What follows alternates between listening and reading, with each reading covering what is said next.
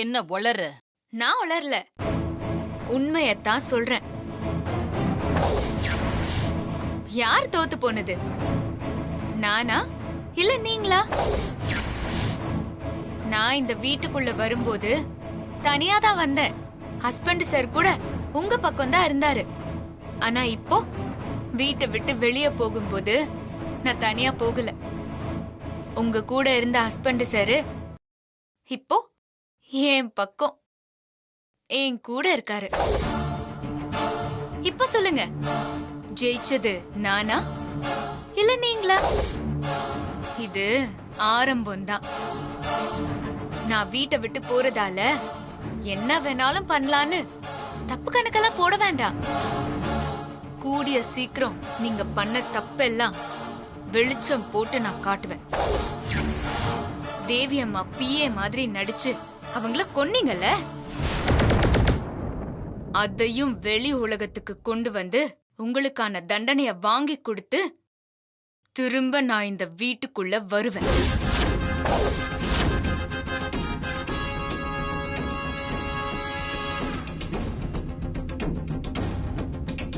வெளியில போனா அடுத்த வேளை சோத்துக்கே வழி கிடையாது உனக்கு. இதுல நீ சவால் வேற விடுறியா? சரி பாப்போம், அப்படி நீ என்னதான் பண்றன்னு பாக்குறேன்.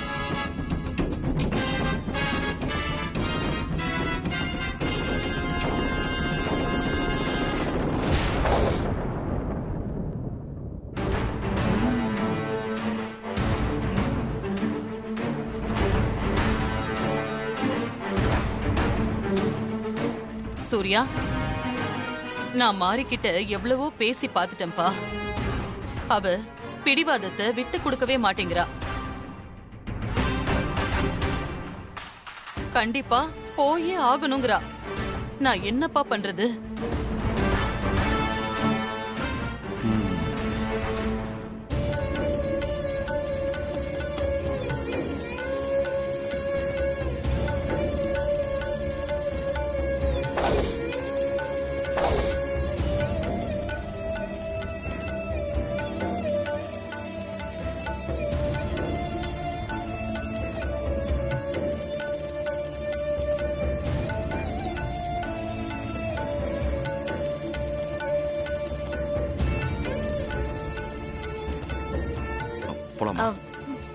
ஹஸ்பண்ட் சார், என்ன மாதிரி அம்மாவோட போட்டோ எடுக்க போயிட்டு மாரியம்மன் போட்டோ எடுத்து வந்திருக்க?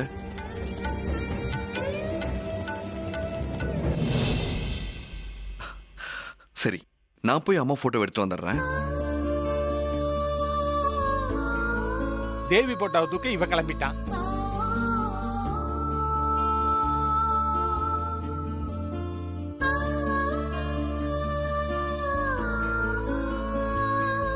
அவ்வளவு தாய்ப்பாசம்.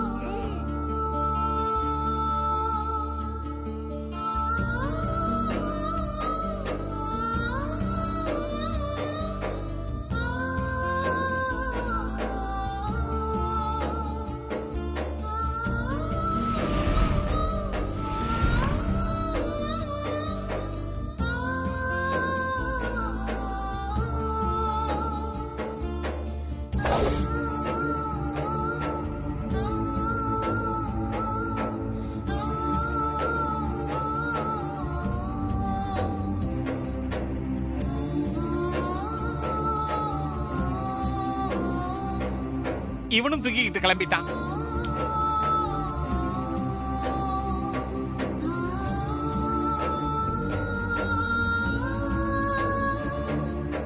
மாரி போலாமா? போலாம் ஹஸ்பண்ட் சார். வா. ஒரு நிமிஷம்.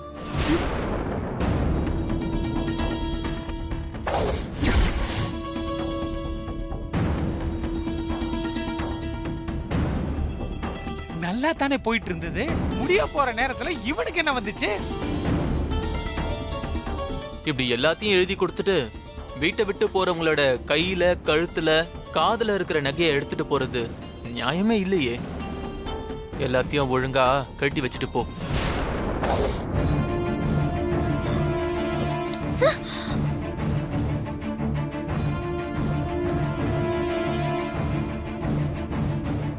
மகளே, எப்படி எங்க வளர்ப்பு பாயிண்ட் எப்படி கரெக்டா பிடிச்சான் பாத்தியா? அத்தனை நகையும் உனக்கு தான் மகளே. டேய், ஏன்டா இப்படி பண்ற? ஏன் இப்படி பண்ற? உனக்கு மனசாட்சி இல்லையா? படுபாவி, நீ எப்பதான்டா உருப்படுவ? டேய் பாவி, ஏன்டா இப்படி பண்ற? பாத்து நீ என் வயித்துல வந்து பிறந்தியடா பாவி. மா விடுங்கம்மா. அரவிந்த் கேட்டதுல என்ன தப்பு இருக்கு? அவன் கேக்குறது நியாயம்தானம்மா?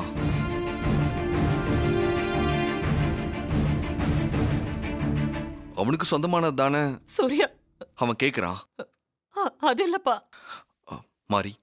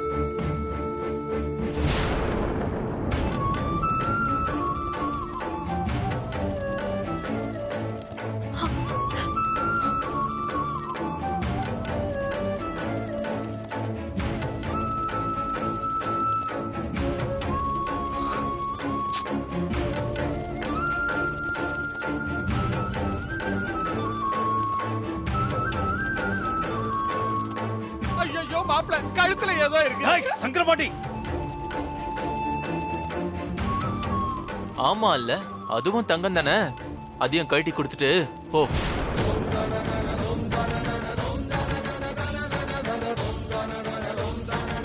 டேய், ஏண்டா?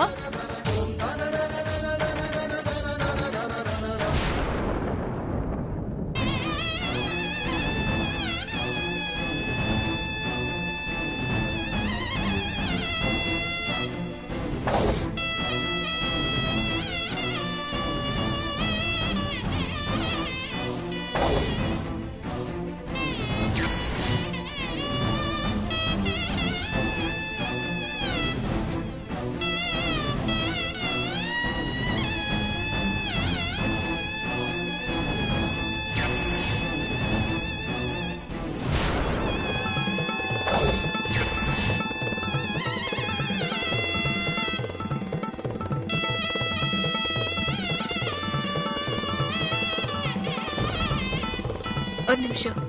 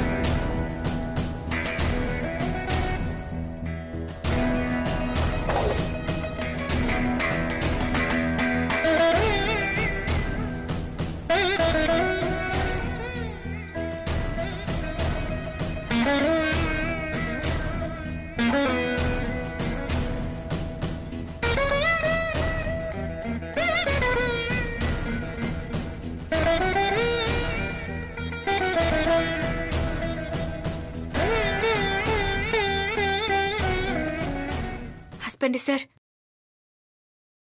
இந்த மஞ்ச கயித்த என் கழுத்துல கட்டுங்க.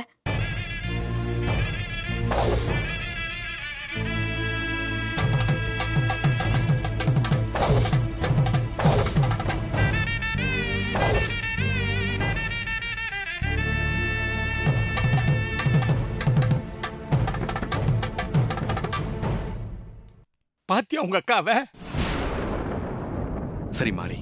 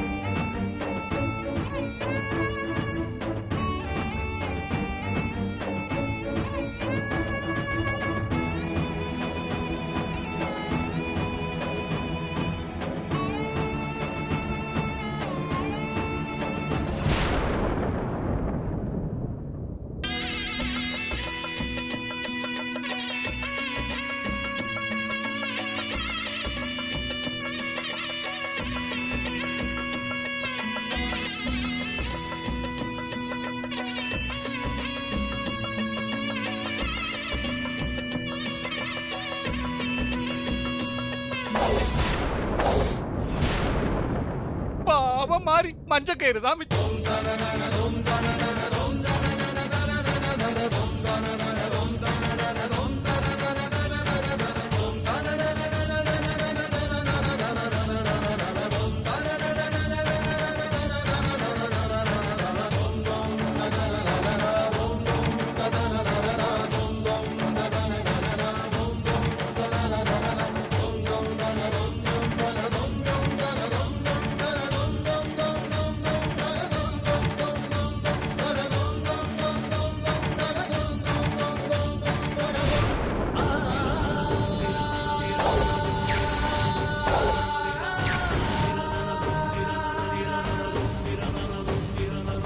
அதையும் வாங்கிக்க மாப்பிள்ள.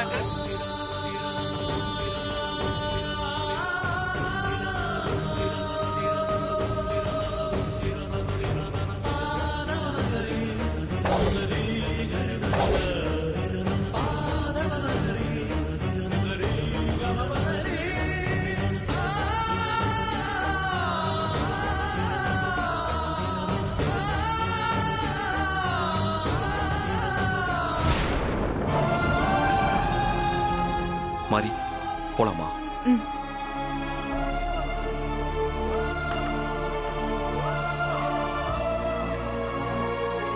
அப்பா சூர்யா, நாங்க வரோம். அத்தை போயிட்டு வரோம். ப்ரோ ஒரு நிமிஷம். இப்படி எல்லாத்தையும் விட்டுட்டு வெளியே போறோமே, வேலைக்கு என்ன பண்ண போறோம்னு யோசிக்கிறீங்களா? அத பத்திலாம் நீ ஒன்னும் வரி பண்ணிக்காத ப்ரோ. எப்பவும் போல நீ ஆபீஸ்க்கு வா. ஆபீஸ்க்கு வந்து ஒரு சாதாரண லேபரா நீ உன் வேலையை பார்க்கலாம்.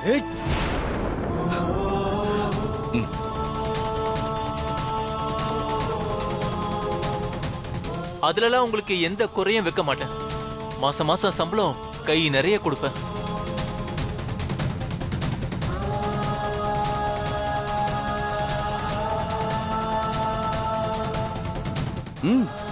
சரி அரவிந்த், நான் நிச்சயமா வரேன். சூர்யா, எதுக்கும் ஒரு தடவை யோசிச்சு முடிவெடுப்பா. ஆமா சூர்யா மாமா, கொஞ்சம் யோசிங்கள. ஹாஸ்னி, இது நான் நல்லா யோசிச்சு எடுத்த முடிவுதான். மாரியோட முடிவுதான் என்னோட முடிவு. அதுல எந்த மாற்றமும் இல்லை. போறதுன்னு முடிவு பண்ணிட்டீங்க, எங்கப்பா போவீங்க? மாமா, தேவி அம்மாவும் சமயபுரம் மாரி அம்மாவும் எங்களுக்கு துணையா இருந்து வழி காட்டுவாங்க. நீங்க எங்களை பத்தி எந்த கவலையும் பட வேண்டாம். எங்க இருந்தாலும் அவங்க துணையோட நாங்க நல்லா இருப்போம். ஹஸ்பண்ட் சார், வாங்க போலாம். போலாம்.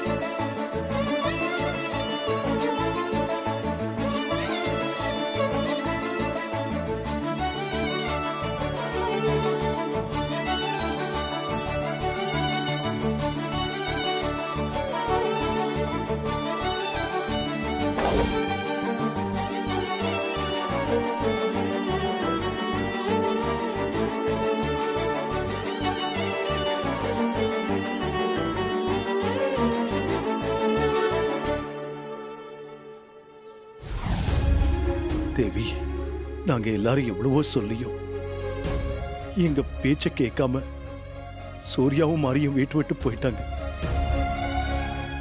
20 வருஷத்துக்கு முன்னால நீ என்னையும் உன் மகனையும் தவிக்க விட்டுட்டு இந்த உலகத்தை விட்டே போன. அப்ப நான் சூர்யாவுக்காக என்ன தேத்திக்கிட்டேன். ஆனா இப்ப சூர்யாவே என்ன விட்டு போயிட்டான்.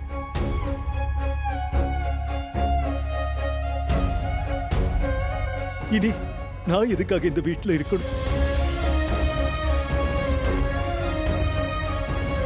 நீதானே மாரியா இந்த வீட்டுக்கு மருமகளா தேர்ந்தெடுத்து, நீதானே மாரியா இந்த வீட்டுக்கு கூட்டு வந்த. பிரச்சனையான நேரத்துல எல்லாம் மாறிக்கிட்ட வந்து பேசி தீர்த்து வச்சியே. இப்பவும் மாறிக்கிட்ட பேசி மாரிய வீட்டை விட்டு போகாம தடுத்து நிறுத்திருக்கலாம் இல்ல தேவி? ஏன் உன் மகனையும் மருமகளையும் போக விட்ட? சொல்லு தேவி.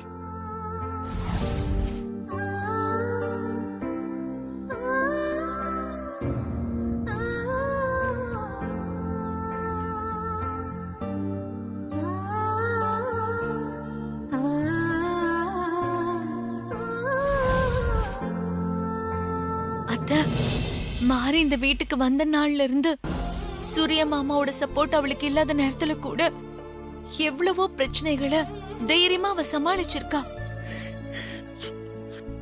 ஆனா இப்போ சூர்யா மாமா மாறி பக்கம் இருந்தோம், மாறி எதுக்காக வீட்டை விட்டு போக முடிவு எடுத்திருக்கான்னு எனக்கு தெரியல அத்த.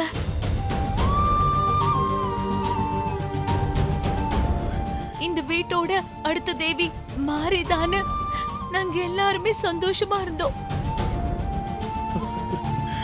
மாறி எதுக்காக இப்படி ஒரு முடிவு எடுத்தான்னு எங்களுக்கு சுத்தமா புரியல அத்த. மாரியும் சூர்யா மாமாவும் இல்லாத வீடு நிச்சயமா சாமி இல்லாத கோவில் மாதிரி தான். அவங்க 2 பேரும் எப்படியாவது சீக்கிரமா கூட்டிட்டு வாங்கத்த.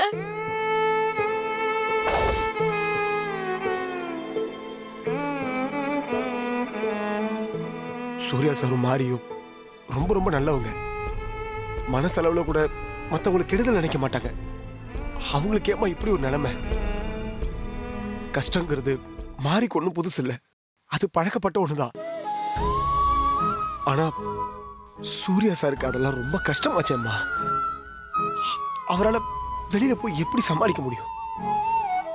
எப்படி முடியும்? எப்படி எளிமையான வாழ்க்கைய அவரால் வாழ முடியும்? சூர்யா சார் பழகிக்கு ஒரு நாளும் மாரியால அவர் சிரமப்படுறதை தாங்கிக்க முடியுமா? உங்க மகனும் மருமகளும் வீட்டை விட்டு போறதான் உங்களால தடுக்க முடியல. அவங்க போற இடத்துலயாவது நல்லா இருக்கணுமா? அதுக்கு நீங்க தான் எப்போதும் போல அவங்களுக்கு துணையாவே இருக்கணும்.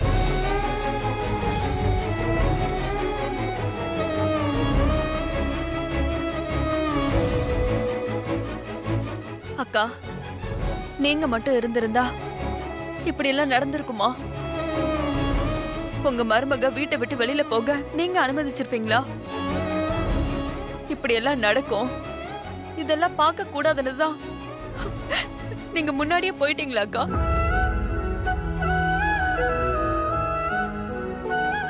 அக்கா, நீங்க மாறி வயித்துல மகளா பிறந்து இந்த வீட்டுல விளையாடுவீங்கன்னு நாங்க எல்லாரும் ரொம்ப சந்தோஷப்பட்டுட்டு இருந்தோம். அந்த சந்தோஷத்தை கடவுள் இப்படி பறிச்சுட்டாரு. வாழ வேண்டிய சின்னஞ்சிறுசுங்க வீட்டை விட்டே போயிருச்சுங்க. நாங்க மட்டும் எதுக்காக இங்க இருக்கணும்? நீங்க தாங்க அவங்களுக்கு துணையா இருந்து அவங்கள நல்லபடியா பாத்துக்கணும்.